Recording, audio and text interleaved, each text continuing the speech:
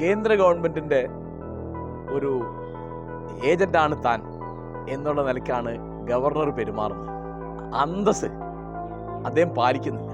സത്യത്തിൽ ജനാധിപത്യം നിരക്കാത്തതാണ്. എന്തൊരു നാണക്കേട് നരിച്ചു നോക്കൂ. ആ നാണക്കേട് DYFIക്ക് സ്വയം തോന്നണം, SFIക്ക് തോന്നണം, ഗവർണർക്കും തോന്നണം. കാരണം നമുക്കൊക്കെ നാണക്കേടത്.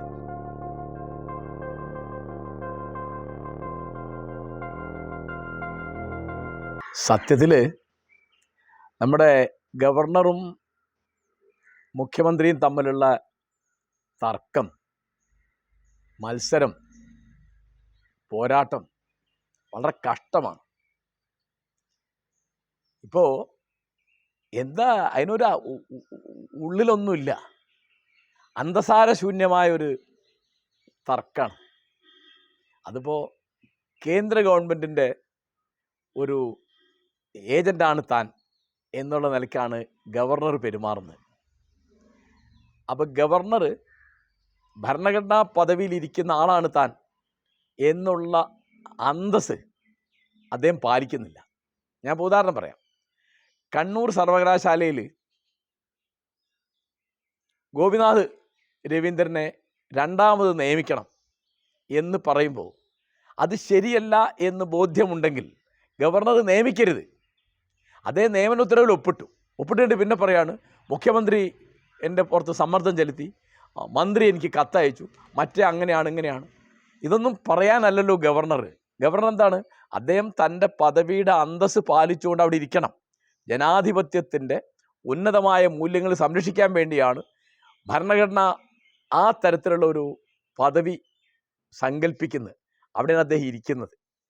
അപ്പോൾ പിന്നെ മുഖ്യമന്ത്രി ആണെങ്കിലോ അല്ലെ മറ്റു മന്ത്രിമാരാണെങ്കിലോ ഒരു ഉന്നത പദവിയിലിരിക്കുന്ന ഗവർണർക്ക് കൊടുക്കേണ്ട പരിഗണന, അദ്ദേഹത്തിന് കൊടുക്കേണ്ട ബഹുമാനം, അദ്ദേഹത്തിന് കൊടുക്കേണ്ട ആദരം അത് കൊടുക്കണം.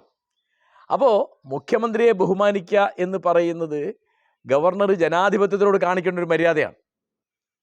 തിരിച്ച് ഗവർണറെ ബഹുമാനിക്കുക എന്ന് പറയുന്നത് മുഖ്യമന്ത്രി ജനാധിപത്യത്തോട് കാണിക്കേണ്ട വേറെ ഒരു ബഹുമാനമാണ്.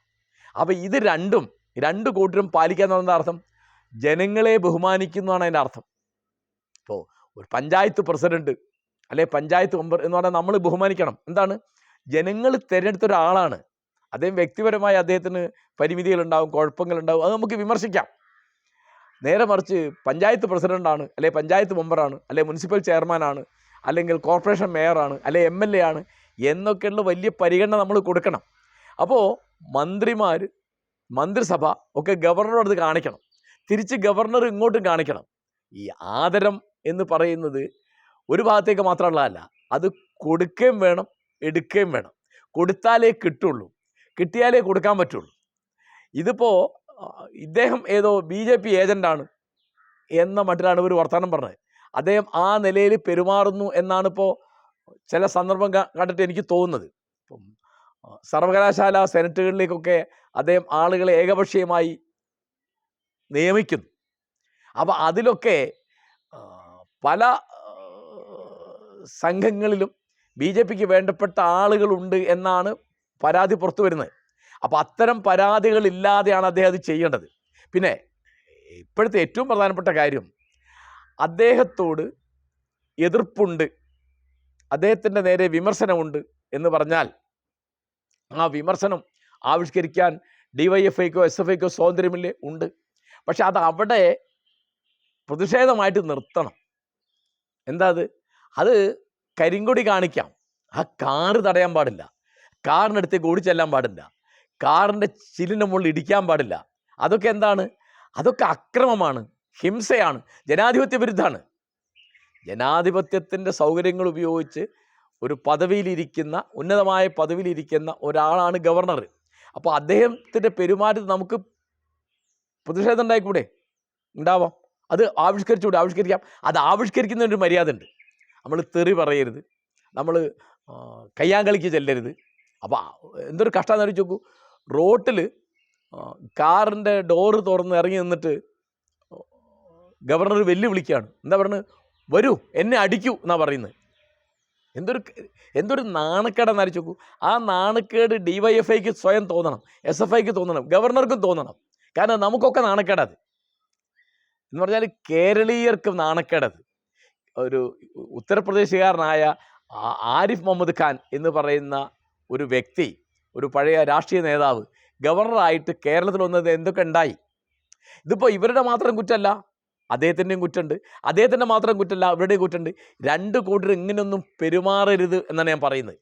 കാരണം അത് അഹിംസയിൽ വിശ്വസിക്കുന്ന, ജനാധിപത്യത്തിൽ വിശ്വസിക്കുന്ന, സമാധാനത്തിൽ വിശ്വസിക്കുന്ന ആളുകൾക്ക് ചേർന്ന രീതികളല്ല. സമരം ചെയ്യാം, സമരം ചെയ്യണം, പ്രതിഷേധിക്കാം, പ്രതിഷേധിക്കണം, പ്രതിരോധിക്കാം, പ്രതിരോധിക്കണം.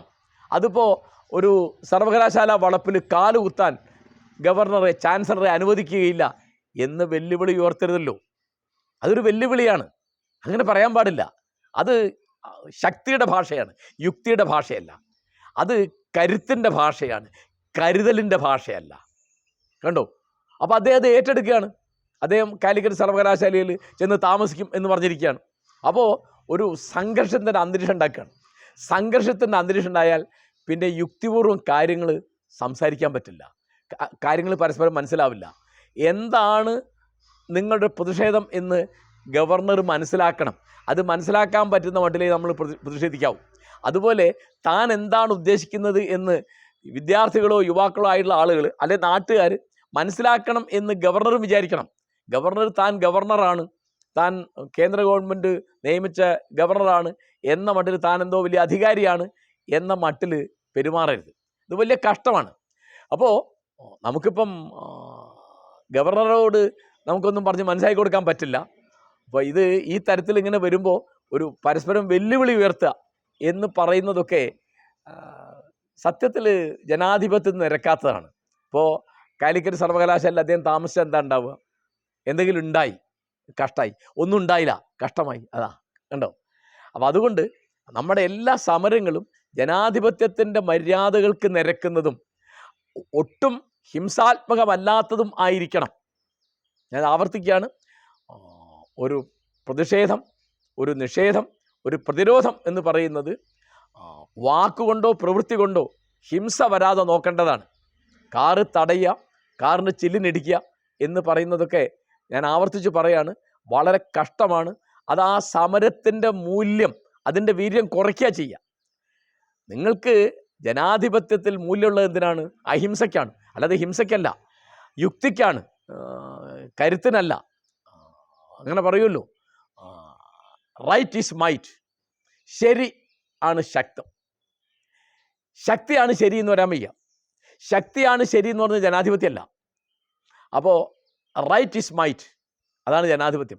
മൈറ്റ് ഈസ് റൈറ്റ്, ശക്തിയാണ് ശരി എന്ന് പറയുന്നത് രാജാധിപത്യത്തിലോ സൈനികാധിപത്യത്തിലോ ഏകാധിപത്യത്തിലോ ഒക്കെ വരുന്ന കാര്യങ്ങളാണ്. അതുകൊണ്ട് ജനാധിപത്യപരമായ സമരങ്ങൾ ജനാധിപത്യത്തിൻ്റെ രീതിക്ക് മാത്രം നടക്കേണ്ടതാണ് എന്ന് നമ്മുടെ വിദ്യാർത്ഥികൾ, നമ്മുടെ യുവാക്കൾ, അവരുടെ നേതാക്കന്മാർ ഓർമ്മിക്കേണ്ടതാണ്. ഈ തരത്തിലുള്ള ഹിംസയിലേക്ക് വഴിതെറ്റാൻ സാധ്യതയുള്ള സമരങ്ങൾ നടത്തുമ്പോൾ വിദ്യാർത്ഥികളെയും യുവാക്കളെയും അതിന് പിന്തിരിപ്പിക്കുകയാണ് അവരുടെ നേതാക്കന്മാർ വേണ്ടത്. അതിന് അവരുടെ മൂച്ച് കൂട്ടുന്ന മട്ടിൽ പ്രസംഗിക്കല്ല അവർ വേണ്ടത്.